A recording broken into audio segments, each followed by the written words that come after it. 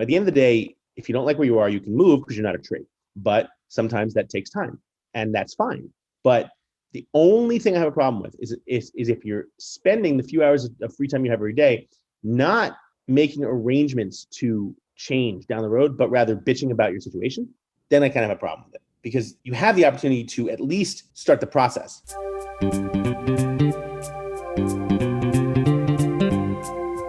Hello and welcome to the Innovative Mindset Podcast. I'm your host, Isolde Trachtenberg. On the show, I interview peak-performing innovators in the creative, social impact, and earth conservation spaces who are working to change the world. This episode is brought to you by Brain FM. Brain FM combines the best of music and neuroscience to help you relax, focus, meditate, and even sleep. I love it and have been using it to write, create, and do some of my deepest work. Because you're a listener of the show, you can get a free trial. Head over to brain.fm/innovative mindset to check it out. If you decide to subscribe, you can get 20% off with the coupon code Innovative Mindset, all one word. And now, let's get to the show. Hey there, and welcome to the Innovative Mindset Podcast. My name is Isolde Trachtenberg. I'm your host, and I'm super happy you're here. I'm also really happy and honored to have this week's guest. The New York Times has called Peter Shankman a rock star who knows everything about social media and then some. He's a 5-time best-selling author, entrepreneur, and corporate keynote speaker focusing on customer service and the new and emerging customer and neuroatypical economy. With 3 startup launches and exits under his belt, most notably Help a Reporter Out, Peter is recognized worldwide for radically new ways of thinking about the customer experience, social media, PR, marketing, advertising, and ADHD, attention deficit hyperactivity disorder, and the new neurodiverse and remote economies. In addition to his passion for helping people and companies find success, some of Peter's highlights also include founder of HARO, Help a Reporter Out, which became the standard for thousands of journalists looking for sources prior to being acquired 3 years after launch. Futurist in residence at Epic Marketing Consultants, focusing on the customer experience of tomorrow. Faster Than Normal, the internet's #1 podcast on ADHD, focusing on the superpowers and gifts of having a faster-than-normal brain, which has helped thousands of people all around the world realize that having a neurodiverse brain is actually a gift, not a curse. The Shankman's Breakthrough Network, an elite online mastermind of thought leaders, business experts, and changemakers. Peter's a worldwide influencer and or spokesperson for several global brands, including Sylvania, National Car Rental, Manscaped.com, Sealface, Thule, and many others. Finally, Peter is a father, a 2-time Ironman triathlete, a Class B licensed skydiver, and has a pretty serious Peloton addiction. When he's not traveling around the world speaking to companies big and small, he's based in New York City with a 7-year-old daughter and 20-year-old cat and dog, all of whom consistently refuse him access to the couch. Peter, I'm super thrilled that you're here. Welcome. Hey, great to be here. Thanks. First of all, I'm a huge fan. I've read Faster Than Normal before, and I just got a copy for my husband because the audiobook is out and because he's not a big reader. He has ADHD and he's plowing through it and loving it. And he now, of course, from the movie Up, keeps going, squirrel. So yeah, at all sorts of times. But anyway, I want to just jump right on in, if that's okay with you. You, it's been said, have an incredible imagination and incredible intuition. And I'm wondering, how do those parts of you relate to ADHD, if they do? And how do you use them to make it your superpower? Well, it's interesting. I think that, people can say anything. I think that for me, a lot of it is, when you have a faster brain, you have a couple of options. You can try to slow down to match everyone else, or you can accept that that's really, really hard to do. And you can sort of learn to speak slower than you think. So what do I mean by that? I will sit there and come up with 15 ideas in 5 minutes because it's fun.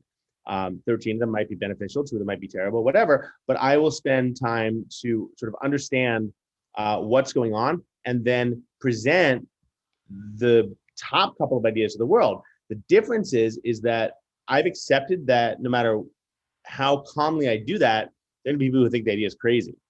And so the goal is to learn not to care about what people think and never let that prevent you from doing something fun or doing something that you want to do or creating something or starting something new or whatever. Okay, so within that, people might think it's crazy, but you come up with the idea, and I'm wondering, are you in that moment trying to solve a problem that you've seen, or is it just the ideas come rapid fire, and how do you reconcile the two? If, for example, you come up with an idea that someone else might think is crazy, but It's a little bit of both. I mean, it's a little bit of both. It's sort of steeling yourself for the fact that when you present the idea, there's going to be at least one person who goes, "What the hell is wrong with you?" But okay. but then understanding that the situations and the ideas that you presented in the past have actually benefited.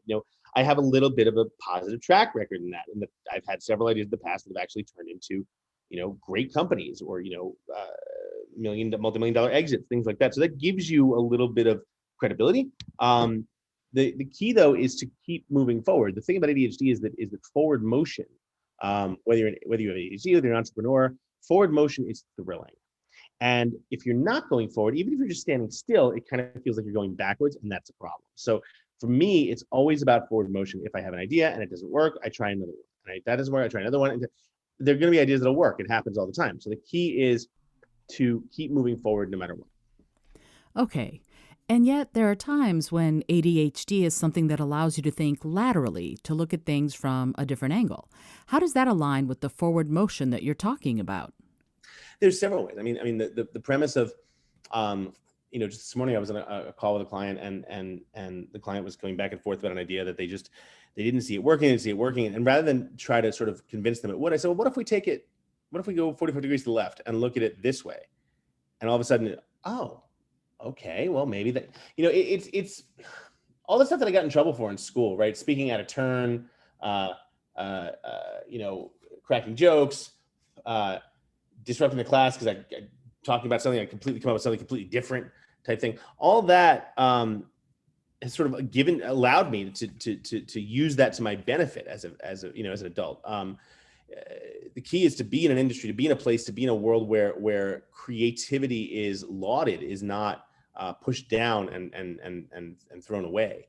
I know that some ideas I'm gonna put down, people will be like, no, we're not going to do that, and that's not going to happen.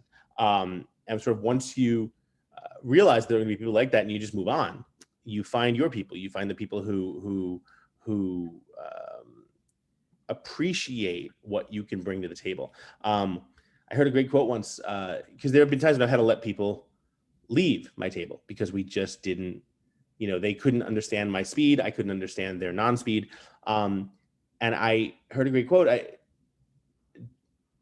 Just because we're no longer friends doesn't mean I wish you ill. I don't want you to starve. I just don't want you to eat at my table. Right. And if you are creative and your brain does work differently, occasionally you have to realize that not everyone's going to think like you. And if you spend your entire life focused on the fact that things you do are not always going to be understood, or are not always going to be accepted, or, you're going to be asked, why aren't you normal? Things like that. If you spend your entire life being upset about the fact that's happening, you're never going to be able to grow. I think Winston Churchill said, you'll never reach your destination if you stop to yell at every dog that barks. Right. So sometimes you just have to make it on your own and move forward and understand that, yeah, here we go. And I've found great success in that. It took a long time and a lot of therapy, but in the end, I realized that, the ideas that I've had, some of them have been very beneficial, some of them have been great, some of them failed, but I will never stop continuing to do that. Yeah, nor should you. I mean, there are certain ideas, certainly Harrow is one of those that I love, help reporter out. I've used it myself and continue to use it, and that begs the question that you've had all these successful companies, some of them have been multi-million-dollar deals, and then you're moving forward when you're doing that, and there are times, okay, well, I've been lurking on your blog, and you talk about feeling like an imposter. God, okay, yes. So what was that? How does that work? Is that the ADHD brain? Is that your personality? And if so, whichever one it is, how are you making those work for you? It's a little bit of everything. I think there's a part of it that, no matter how I could give a speech to 30,000 people and get a 30,000 person standing ovation. If one person doesn't stand up, that's the person I'm going to focus on. Oh my God, everyone hated it. It was terrible. Let alone the fact that my eyes are literally telling me that 29,999 people liked it, right? There's Right. always that one. And again, that's something you have to work on constantly, because a lot of times, growing up with ADHD, growing up with sit down, you're disrupting the class disease, and growing up with you're wrong and you're weird and why you're so stupid and why you're so strange, no matter how much success you have, that tends to stick in your brain and that tends to pop up at the most inconvenient times. It's taken years to get over that, but every little bit of success I have, everything that I do that tends to benefit, from that, I tend to learn a little bit more and chip away a little bit more at what I call junior high school Peter, the guy who took all that shit seriously. The perfect example, we're talking about the triathlon I ran this Sunday. My friend, my coach and my friend was at the finish line. He grabbed this photo of me coming across, and my first thought was, oh my God, I am disgusting. I'm sweaty. I'm gross. I still have 25 pounds to lose. I don't look like a triathlete. I look like some fat guy who just got. And then I had this moment where I saw the finish line sign behind me and realized, maybe you just look like a guy who just did this race, and that's a shit ton more than most people did today. And why don't you own that? Right. And it was this wonderful feeling of release and feeling of freedom that, yeah, I did just do this. And I can appreciate myself for what I just did.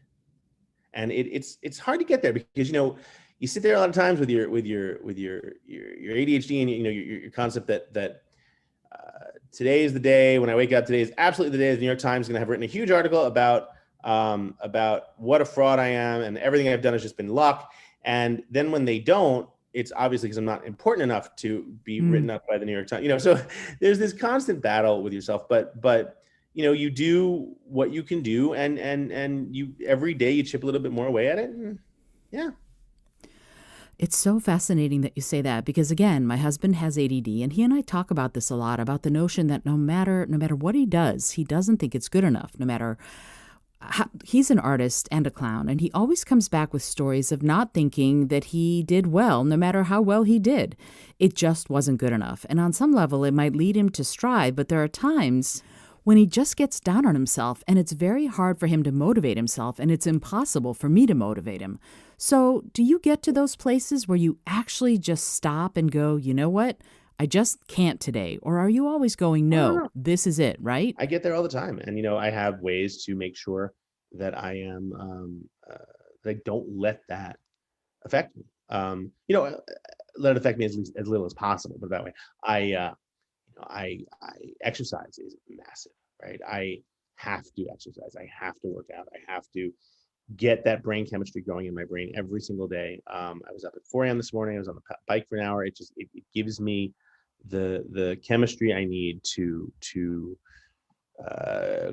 quiet those demons, right? For lack of a better word. And it's certainly not easy to do, but if I don't exercise, my day just goes to hell. And so the key is to find a way to build that into everything I need in my day. It's not, it sounds easy, but when you've worked late, or you've had a late dinner or whatever, and you get to bed at midnight and it's 4 a.m. and you have to wake up and work out, it's difficult, but I know what will happen if I don't do it. And I certainly don't want that. So, I've heard it's called playing the tape forward. Alcoholics talk about it a lot. The premise that, okay, I'm going to have this one drink. Well, if I have this one drink, where am I going to be in 12 hours? And it never ends well when you think about it that way. So the key is to not think about it that way. The key is to not have that first drink. For me, it's sort of the same thing. If I don't exercise, it'll be 6 p.m. or 4 p.m. and 12 hours will have passed either way. But what kind of a day am I? Right? Will it be a better day or a worse day? And so that is usually enough to get me up. And again, that's enough to get me up, but not all the time. I'm not perfect. I will sleep in every once in a while ago. I'll sleep in, and I will skip a workout, and I'll pay for it. The key is not to get into such a rut where that one miss becomes a 2, 3, 4, 5, 6 week cycle. That's huge. You don't want to.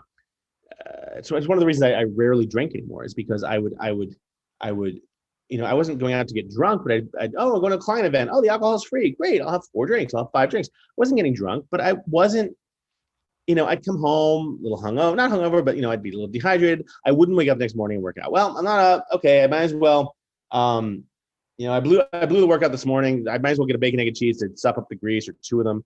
Well, I blew my breakfast. So fuck it. Let's just get dinner. I'll have a pizza. I'll start tomorrow. All of a sudden it's 2 weeks later. Mm-hmm. Right. I've gained 8 pounds and I'm sitting there. What the hell just happened? So, it's a great line from the movie War Games, where the computer realizes how to avoid I love rewards. that line. Because the only winning move is not to play. And yes, for me, very often the only winning move is not to play. I have I heard another great quote, read something like the demons in my subconscious are too hard to beat, therefore I simply must not battle them. Oh, both of those quotes are fantastic. Yeah, I love it. I love it. First time I saw War Games and heard Whopper say that, Oh, yeah. Interesting game. The only winning move is not to play. What was How about that? a nice game of chess? Yes, exactly. My favorite. Here's the thing, though. There are times when we're in situations where, there are people with ADHD who are in jobs that they hate or are doing the 9 to 5 when they're not suited for it. Because Right. maybe they're neuroatypical. What is your guidance for someone who perhaps hasn't gotten to the point where they want to be an entrepreneur, or whether they want to start their own business, or whether they can be on their own? What do you tell someone who's in that 9 to 5 who might hate it, is not well suited for it because of some of the neuroatypical situations in their lives? I think the first thing to understand is that I would never judge anyone on what kind of job they're doing or how they're living their life. What matters is, are they happy? And if they're not, do they have the ability to change that? There are people. You have these sort of entrepreneur gurus I can't stand. If you're not happy, if you hate your job, you should quit. Go out on your own. And if you have to work 22 hours a day, so be it. Okay, you just told someone to, giving someone the recipe to kill themselves. That's not recommended, right? Right. So I'm not going to say, oh, you're miserable in your job, quit. We don't all have that opportunity, right? And it's really privileged of us to think that everyone can do that. So I don't think Sure. that way. What I do, however, think is that if you understand that you are not happy where you are, you have to start making the correct arrangements so that at some point down the road, you can quit. So that you can change your life, so that you do, at the end of the day, if you don't like where you are, you can move because you're not a tree. But sometimes that takes time, and that's fine. But the only thing I have a problem with is if you're spending the few hours of free time you have every day not making arrangements to change down the road, but rather bitching about your situation, then I kind of have a problem with it, because you have the opportunity to at least start the process, right? So if you're miserable in where you are, look to things, and don't just look for a new job because it's better than your old job. Look for something that will truly make you happy, and then work backwards and figure out how to get there. Again, it's not easy. I don't expect you to do it tomorrow, but it is doable. I didn't become an entrepreneur until I realized I could. I didn't think that's what you did. Both my parents were teachers. I didn't know anyone was an entrepreneur. I figured you worked for someone else. You worked 40 years, got a gold watch, and retired. I got laid off from America Online and my first job out of college, and sitting in the parking lot going, what the hell just happened? And I realized, I'm going to try it. I'm going to go out on my own. I know how to do PR. I learned from AOL. I'm going to try it. What's the worst that can happen? I literally said, when it fails, I'll get a job. Not if it fails. When it fails, I'll get a job. It's been 98 to almost 08, 18, and almost 24 years later, and I haven't had a good job. So I've been incredibly lucky. That being said, there have been incredible highs and incredible lows. But if you're miserable where you are, figure out what you can do and how you can improve your current situation to get to where you want to be at some point. That makes a lot of sense. I'm going to do rapid fire because I know we don't have that much time. Yeah, I'm good. I would love to know from you. You talk about in Faster Than Normal, your fabulous book, you talk about how your body, and I don't know if it's actually all ADHD people, but you say that your body does not produce enough dopamine, serotonin, and adrenaline. And I'm wondering how does that relate? That's pretty much ADHD. Okay, so how does that relate? What does that do for you, and how do you address that issue? So a combination of dopamine, serotonin, and adrenaline allows you to focus. It allows you to sit down and do the things that you don't necessarily love to do. So I'll give you an example. In school, I was the class clown, and I would get in trouble for being the class clown. Why was I the class clown? Well, in the subjects that I loved, in English, in social studies, I was never the class clown. I paid attention like the greatest student in the world. In math, in science, in things I wasn't good at, I was the class clown. What I realized 30 years later is why I was making jokes and cracking up and cracking jokes and cracking wise, because when I made a joke and other students laughed, they laughed at something I did, which actually gave me a dopamine hit. And all of a sudden, I could focus. Of course, I was getting in trouble for it. But I was actually, if you look at it, the big picture, I was getting in trouble because I wanted to learn. Now, I've since learned better ways to get my dopamine, get my adrenaline, get my serotonin, so I don't interrupt meetings and with bad jokes.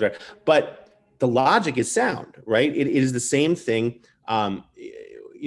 We all know, every single one of us, there's not a person in the world who doesn't understand that texting while driving is dangerous and will kill you. Here's hoping. But so many people still do it. Why? Why?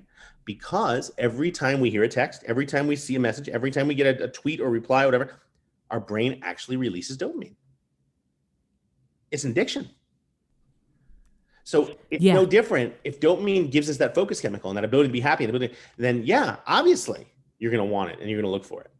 So the key for kids today in school, we now understand how to find a better way to get it.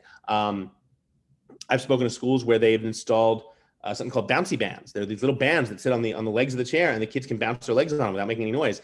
And just that gives them some adrenaline. Kids are allowed to get up, go to the back of the room, right? Hang out and just work standing up, whatever. Little things, more recess, less carbs at lunch, things like that. You know what's interesting about what you just said? It brings up education in my mind, the whole education system. If I were queen, I would redo it, because sitting kids who have such incredible amounts of energy down for so many hours a day, I think is a mistake. I worked at NASA as an educator for many years, and I watched it happen. I watched kids be bored, and it wasn't necessarily that they were ADHD. I don't know what their diagnosis was, if they even had one. And I know that you don't like that word, what their state was, but at the same time, I think so many children have trouble with that. And so if you were king and I were queen, what would we do? How would we address kids today and the education system to help them learn better in ways that work for them, whether or not they're neuroatypical? Well, you have to, it's tough because, one teacher, 30 kids, you can't make 30 different ways of learning, but what you can do is you can level the playing field in your favor, right? So you can create situations where kids don't come in as entirely high energy, right? So the premise of the kid wakes up, instead of the kid waking up, eating 2 bowls of chocolate frosted sugar bombs and sitting in front of the television for 45 minutes before school, wake up, have a couple of hard-boiled eggs, have some protein, walk to school, run around for 45 minutes, go to the schoolyard, have a 0 period class that's recess, let the kids work out, exercise first, then bring them into school. They did a study in Texas, with a school district in Texas, where they did exactly that. They gave them 90 minutes of recess a day as opposed to 20, and they they changed the carb, they dropped carbs in breakfast and lunch by 70% and upped protein by 50 or something like that. And they saw a 29% decrease in ADHD outbursts in boys and a 24% increase in girls getting involved in the class discussion. Those are huge numbers. They really are. Right. So it's those little tiny things that you can do that really do make a huge change. Fascinating. I didn't know about that study. I'm going to have to go look it up, and I'm going to swing it right back to you and ask you about something you said in your book. Again, you said that skydiving, which you're a master skydiver, which I think is great, it gives you a productivity high. And I would love to hear from you. What is it about a dive? I've been skydiving once. I loved it and I want to do it again. But what is it about it that is your rush? What is the productivity high? Well, dopamine, you're basically jumping out of a plane. You're doing something every single molecule your brain says, dumbass, you don't need to do this. The plane can land. And you're literally fighting against that. So the second you enter the atmosphere, the second you jump out of the plane, you're in air, you're in free fall. Your body, you have 2 choices at that point. I can open my parachute and live, or I cannot open my parachute and die. That's it. There are no other options. It is the most free you'll ever get. And when that parachute opens and you've quote unquote defied death, I hate that term, but when the parachute opens and you've slowed down and the world comes back into focus and your hearing comes back and it's no longer just the wind, and you you have this feeling of euphoria, and that is all the dopamine, serotonin, and adrenaline firing at once. And so and that just doesn't go away. That needs to dissipate over time. So I will drop my parachute. I will land. I'll pull my parachute, gather it up, throw it in the corner of the hangar, pull out my laptop, lean on the parachute, and then write 10, 20,000 words in an hour, right? Because I'm so high I have double, triple, quadruple the amount of those chemicals in my brain that focus is like the easiest thing in the world. And I'll do it and I'll get it done. And it's interesting because I was dating a woman once years ago, like 20 years ago, who was a PhD candidate or double PhD something. Way too smart for me. We should not have been dating. And one of the things she was doing was like she got paid. She got government grants to feed cocaine to rats to learn about addiction and pathways and things like that. And I'm like, so you get free cocaine? She's like, yeah, let's just table that discussion right now. But the point was, she took my blood once and she said, I want to take your blood and see how you are after a jump. And she goes, yeah, she comes back a week later. She's like, yeah, you're basically a half a molecule off from being a full-on cocaine addict. I'm like, I don't do cocaine. She's like, no, it's the same exact chemistry. I'm like, huh. I'm like, so instead of, if I need to focus, I just go to cocaine. She goes, Peter, you're really not listening. But the premise was that I was getting that same high, but the difference was I was getting it naturally. When you do cocaine, as she taught me, the brain fires all those receptors at once because it doesn't understand what's going on. When you're skydiving, even though you need all those receptors to just keep you alive, the brain is still smart enough to keep some in reserve. It's why after I finished skydiving and finished writing 20,000 words, I could still drive home. I don't have a crash. I don't need to immediately do it again. Right? My body is able to process that, keep some of the dopamine for later, return some of the serotonin, things like that, as opposed to illegal drugs, drugs period, which don't do that. They just, send it all. Okay, now you're empty. Right? It's the equivalent of being in a helicopter and having 10 minutes of reserve fuel in case of in times of war. So, your body is very smart that way. And if you can figure out how to adapt it, for me, it's skydiving or running or exercising or public speaking. My assistant knows me so well that when I do a corporate keynote, she will attempt to get me back in my seat on the airplane home within 2 hours of my coming off the stage, because that's around the time that I start to come down from the high.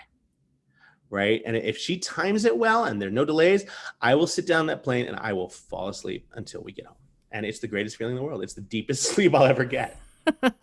It's great to have someone that knows you so well. And that actually brings me to my next question. Are you one of those people who you're able to start the project and then see it through? Or do you get into what my husband and I call shiny, pretty thing syndrome and go, oh, wait, next thing, squirrel, and then you move on? And if so, what kind of support do you have or need to stay on track? Yeah, it's ADOS, attention deficit shiny. What I have, exactly. What I have is a very, very, very powerful calendar. There is not 20 minutes out of my day that is not scheduled.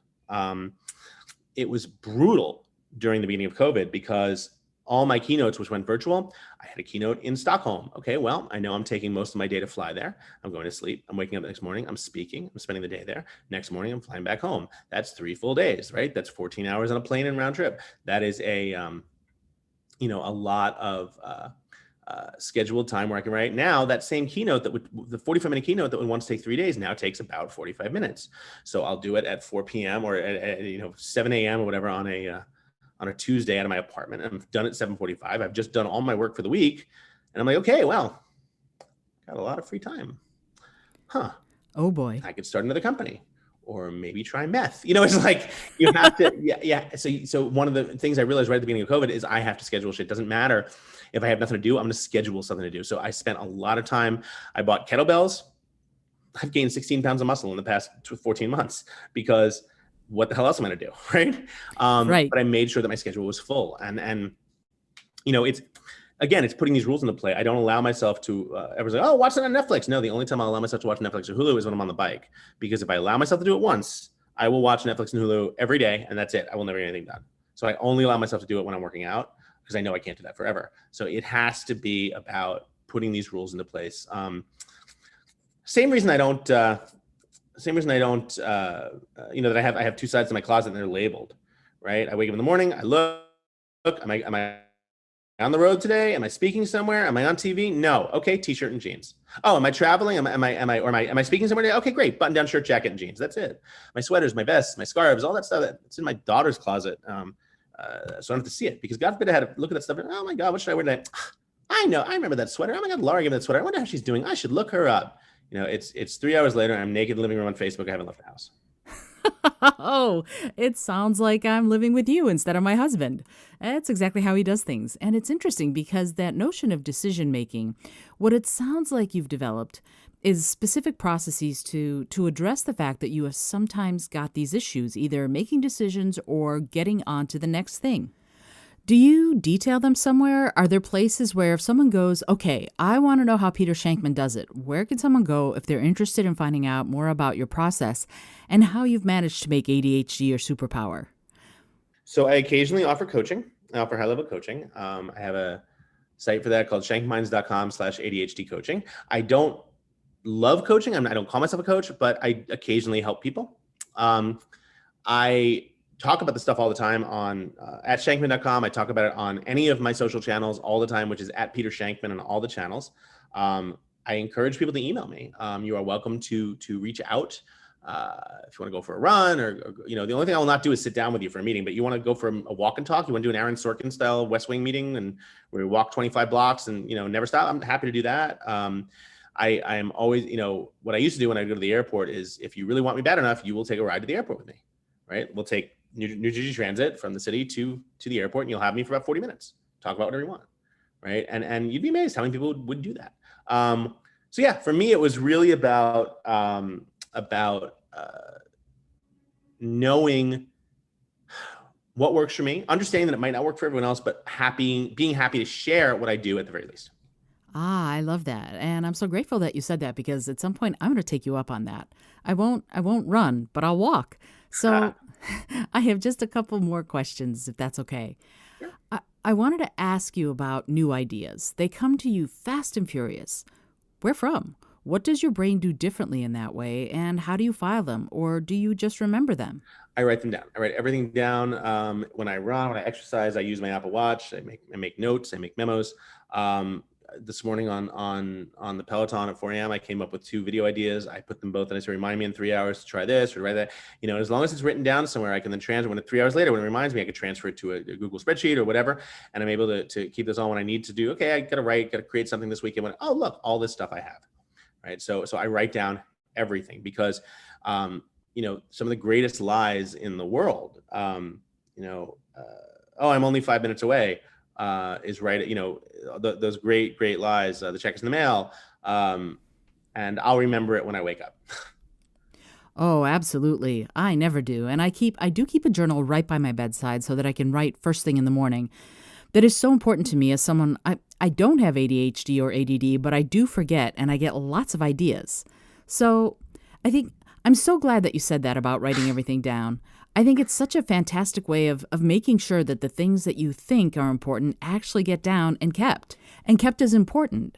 I'm so grateful. I know this has been fast and furious, and I'm really grateful that you took the time to join me on the show. And I'm going to put everything in the show notes as far as where people can find you. And I have just one last question that I ask everybody who comes on the show. And it's a strange little question, but I find it comes with some profound answers. And the question is this. And you as a skydiver will have a particular opinion on this, I think. So here's the question. If you had an airplane that could skywrite anything for the whole world to see, what would you say?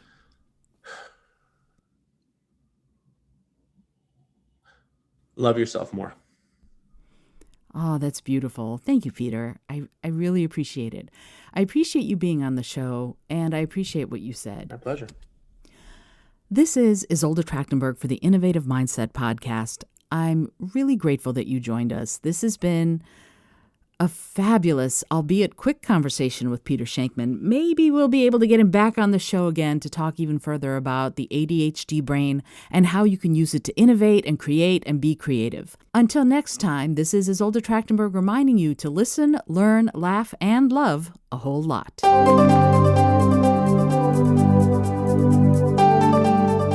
Thanks so much for joining me today. I really appreciate you being here. Please subscribe to the podcast if you're new, and if you like what you're hearing, please review it and rate it and let other people know. And if you'd like to be a sponsor of the show, I'd love to meet you on patreon.com/innovative mindset. I also have lots of exclusive goodies to share just with the show's supporters there. Today's episode was produced by Isolde Trachtenberg and is copyright 2021. As always, please remember this is for educational and entertainment purposes only. Past performance does not guarantee future results, although we can always hope. Until next time, keep living in your innovative mindset.